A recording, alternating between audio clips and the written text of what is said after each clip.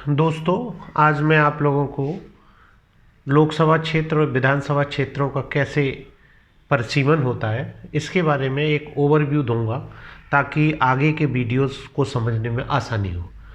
तो लोकसभा कंस्टिट्यूएंसीज और assembly constituencies के परिसीमन के लिए एक डीलिमिटेशन एक्ट बना है और ये डीलिमिटेशन एक्ट कॉन्स्टिट्यूशन के आर्टिकल 82 के प्रावधानों के अंतर्गत बनाया गया है। डीलिमिटेशन एक्ट की धारा 3 के अंतर्गत एक डीलिमिटेशन कमीशन बनाया जाता है या परिसीमन आयोग बनाया जाता है। इस परिसीमन आयोग में 3 सदस्य होते हैं जिनकी अध्यक्षता एक्स सुप्रीम कोर्ट जज करते हैं। साथ ही साथ दूसरे मेंबर के रूप में चीफ इलेक्शन कमिश्नर या इलेक्शन कमिश्नर जो चीफ इलेक्शन कमिश्नर जिनको अपॉइंट करें, और तीसरे जो स्टेट इलेक्शन कमिश्नर हैं वो भी इसमें एक्स ऑफिशियो मेंबर होते हैं। और जिस राज्य में ये हो रहा है परिसीमन, वहाँ के 5 एमपी और 5 एमएलए भी उसमें एसोसिएट मेंबर की तरह काम करते हैं। तो इस तरह से परिसीमन आयोग मुख्यतया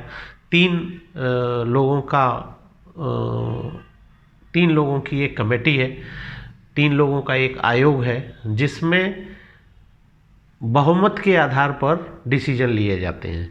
ये तीनों मेंबर बराबर की शक्तियों वाले हैं, इसलिए ऐसा नहीं कहा जा सकता कि इसके जो चेयरमैन हैं जो एक्स सुप्रीम कोर्ट के जज होते हैं उनको ज़्यादा पावर है, बल्कि ये इसमें मेजॉरिटी के आधार पर डिसीजन होते हैं।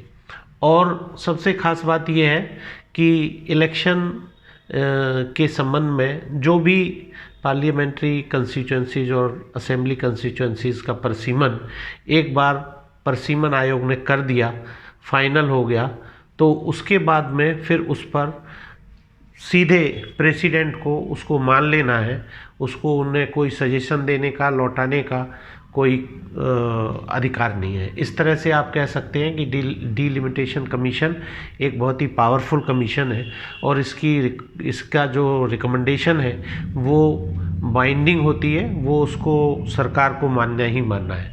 और ये काम सिर्फ सेंट्रल गवर्नमेंट करती है, स्टेट गवर्नमेंट अपना ये काम नहीं करती हैं, ये काम सेंट्रल लेवल पर ही किया जाता है। तो इस तरह से आप देखें कि परिसीमन आयोग बन गया। अब परिसीमन आयोग अब तक 4 बार बना है, 1952 में, 1962 में, 1972 में और 2002 में। तो वर्तमान में जो 2002 वाला परिसीमन है वो वर्तमान में लागू है और पूरे देश में वही प्रचलित है। उसी के आधार पर इलेक्शन हो रहे हैं और आगे ये 2026 तक इसी तरह से ये चलता रहेगा। 2026 के बाद नया परिसीमन आयोग गठित होगा और उसके आधार पर जो भी होगा फिर आगे होगा।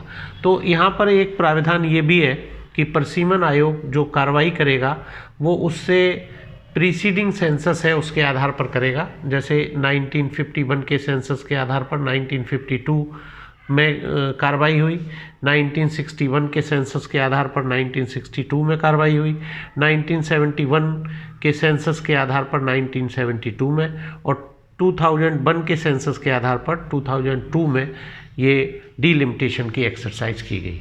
तो इस तरह से आप देखिए, मैं अब ख़ास तौर से यूपी के रेस्पेक्ट में चलता हूँ। तो यूपी में जैसे आप लोग जानते होंगे कि 80 पार्लियामेंट्री कंस्टिट्यूएंसीज़ हैं और 403 असेंबली कंस्टिट्यूएंसीज़ हैं। तो ये जो 80 असेंबली कंस्टिट्यूएंसीज़ हैं, इनको 80 पार्लियामेंट्री कंस्टिट्यूएंसीज़ को असेंबली कंस्टिट्यूएंसीज से बनाया जाता है। तो यानी सबसे पहले जो परिसीमन आयोग का काम है वो ये है कि असेंबली कंस्टिट्यूएंसीज की बाउंड्री निर्धारित करें और असेंबली कंस्टिट्यूएंसीज के बाद में फिर उनको मिला करके एक पार्लियामेंट्री कंस्टिट्यूएंसी बनाएं। तो एक पार्लियामेंट्री कंस्टिट्यूएंसी में लगभग 5 असेंबली कंस्टिट्यूएंसीज आती हैं और वोटर्स की संख्या लगभग 20 लाख होती है। तो आप इस तरह से कह सकते हैं कि एक एमपी वो लगभग 20 लाख वोटर्स को रिप्रेजेंट करते हैं। और एमएलए की कंस्टिट्यूंसीज़ में आप देखेंगे कि वहाँ पर लगभग 4 लाख के करीब वोटर होते हैं। तो एक एमएलए या जो वो हैं वो 5 लाख वोटर्स को रिप्रेजेंट करते हैं। और इस तरह से अगर आप 4 और 5 लाख के बीच में रहता है, अगर हम एवरेज 4 लाख एक असेंबली कंस्टिट्यूंसी में वोटर मान लें, तो आप पाएंगे कि जो पार्लियामेंट्री कंस्टिट्यूंसी है उसमें लगभग 20 लाख वोटर होंगे। यानी एक जो हमारे सांसद हैं वो 20 लाख वोटर्स को रिप्रेजेंट करते हैं। और 20 लाख वोटर्स जो टोटल जो पॉपुलेशन होगी उसका लगभग 60% होंगे। तो आप उससे अंदाज़ा लगा सकते हैं कि कितने पॉपुलेशन को हमारे जो सांसद महोदय हैं वो रिप्रेजेंट करते हैं, और इसी तरह से कितनी पॉपुलेशन को लगभग हमारे विधानसभा के जो सदस्य हैं वो रिप्रेजेंट करते हैं। तो इस तरह से आप देखिए, मैं यूपी के रेस्पेक्ट में आपको बताऊं कि यूपी में 403 विधानसभाएं हैं। तो जैसे इनकी नंबरिंग दी जाती है, और ये जो विधानसभाओं का परिसीमन है वो पॉपुलेशन के आधार पर होता है।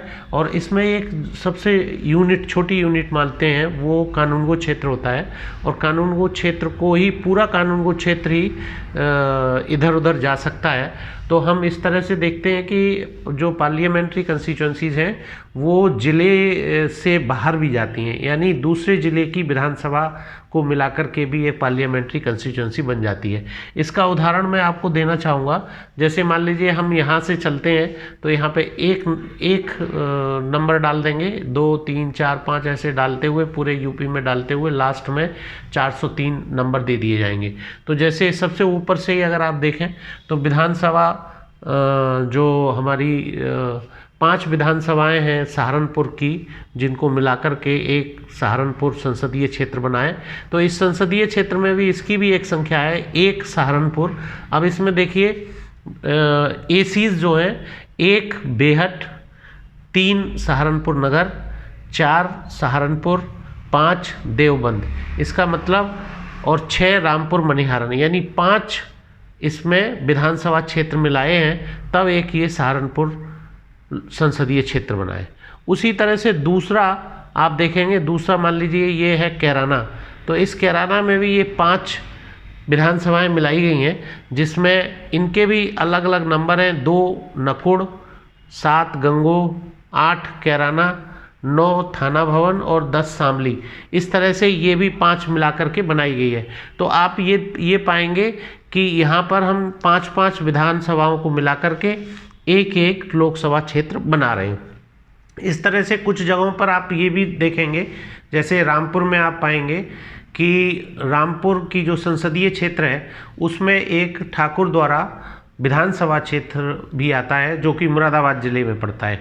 यानी मुरादाबाद ज़िले का भी विधानसभा क्षेत्र ले लिया, और बाकी रामपुर ज़िले के जो विधानसभा क्षेत्र हैं वो भी ले लिए। यानी इसमें हम पॉपुलेशन को आधार मानते हैं, ना कि एडमिनिस्ट्रेटिव यूनिट जो हमारी ज़िला है उसको हम आधार मानते हैं। तो इस तरह से ये डीलिमिटेशन इनका होता है। और डीलिमिटेशन अभी हाल में ये कार्रवाई जम्मू कश्मीर के लिए चल रही है, जहाँ पर कि डीलिमिटेशन आयोग ने 7 नई सीट्स क्रिएट करी हैं। अच्छा, यहाँ पर हम एक चीज़ आपको मैं ये बताना चाहूँगा कि नेक्स्ट जो डीलिमिटेशन होगा वो 2026 में होगा। तब तक के लिए इसको फ्रीज कर दिया गया है। तो पहले जो डीलिमिटेशन कमीशन का जो एक प्रपोजल होता है वो ड्राफ्ट प्रपोजल के रूप में आता है। उस ड्राफ्ट प्रपोजल को सेंट्रल गजट में और स्टेट गजट में पब्लिश किया जाता है, साथ ही 2 न्यूज़पेपर्स में भी उसको दिया जाता है, और उसके बाद में उस पर आपत्तियाँ मांगी जाती हैं।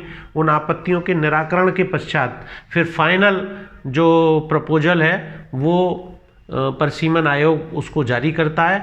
और ये फाइनल जो प्रपोजल परिसीमन आयोग आपत्तियां सुनने के बाद में जारी करता है, उस पर फिर कोई नई आपत्तियां नहीं ली जाती हैं और वो फाइनल हो जाता है। उसको सेंट्रल गवर्नमेंट को भी मानना पड़ता है और प्रेसिडेंट भी उसको मानने के लिए बाध्य है, यानी उसमें फिर कोई संशोधन या चेंज नहीं होता है। ये जो मेंबर्स इसके होते हैं, जो एसोसिएट मेंबर्स हैं 5 MP और MLA, इनकी भी जो सलाह है वो ज़रूरी नहीं है कि आयोग माने। अगर आयोग के मानकों पे खरी उतरती है तभी इनकी मानी जाती है। इस तरह से ये भी उसमें है, लेकिन इनकी सलाह कोई बहुत मायने नहीं रखती है। इस तरह से आप ये कह सकते हैं कि ये जो डीलिमिटेशन कमीशन या परसिमन आयोग है, एक ये बहुत ही पावरफुल आयोग है और इसकी जो रिकमेंडेशन है वो हर हाल में सरकार को माननी ही पड़ती हैं। तो इस तरह से मैं समझता हूँ कि आपको एक थोड़ा सा ओवरव्यू मिला होगा। तो इसमें एक चीज़ और देख लें कि जैसे हमारे यहाँ लोकसभा में कुल 543 सीट्स हैं, तो इन 543 को पॉपुलेशन के आधार पर राज्यों को दी जाती है। जैसे हमारा उत्तर प्रदेश बहुत बड़ा है तो इसके हिस्से में पॉपुलेशन के आधार पर 80 सीट्स आई। इसी तरह से आप जैसे मान लीजिए अभी हाल में कर्नाटक में चुनाव होने वाला है तो वहाँ पर 224 सीट्स हैं। इसी तरह से आपको गुजरात में और कम है, 26 सीट्स हैं। बिहार में थोड़ी और ज़्यादा हैं उसकी पॉपुलेशन के हिसाब से। तो इस तरह से ये पॉपुलेशन के आधार पर सीट्स इनको एलोकेट होती हैं। फिर एमपी वाली सीट से हमारी लेजिस्लेटिव असेंबली वाली सीट्स के आधार पर उनका परिसीमन होता है। अच्छा, इसमें जो और एक ख़ास बात है वो ये है कि हम ये भी देखते हैं कि पॉपुलेशन, आप जैसे देख रहे होंगे कि जो नॉर्दर्न स्टेट्स हैं, बीमारू स्टेट्स जिनको कहते हैं, मतलब हमारा यूपी, बिहार, मध्य प्रदेश, ये जो और कुछ स्टेट्स हैं ऊपर के नॉर्थ इंडिया के, इनमें पॉपुलेशन ग्रोथ बहुत तेज़ी से हो रहा है। तो और जो साउथ वाले स्टेट्स हैं उनमें पॉपुलेशन ग्रोथ कम चल रहा है। तो एक स्थिति ये भी आ सकती है कि हमारा डोमिनेंस पॉपुलेशन के आधार पर नॉर्थ इंडियन स्टेट्स का बहुत ज़्यादा हो जाए और साउथ इंडियन स्टेट्स का कम हो। साउथ इंडियन स्टेट्स इसको लेकर के आपत्ति करते हैं, इसीलिए ये जो नेक्स्ट डीलिमिटेशन की कार्रवाई है वो 2026 तक फ्रीज कर दी गई है। तो ये एक छोटा सा इंट्रोडक्शन था, किस तरह से परसिमन आयोग काम करता है, किस तरह से असेंबली कंस्टिट्यूंसी से पार्लियामेंट्री कंस्टिट्यूंसी बनाई जाती हैं। अब अगले वीडियो में मैं किस तरह से एक्चुअल वोटर लिस्ट का काम होता है वो बताऊंगा। धन्यवाद।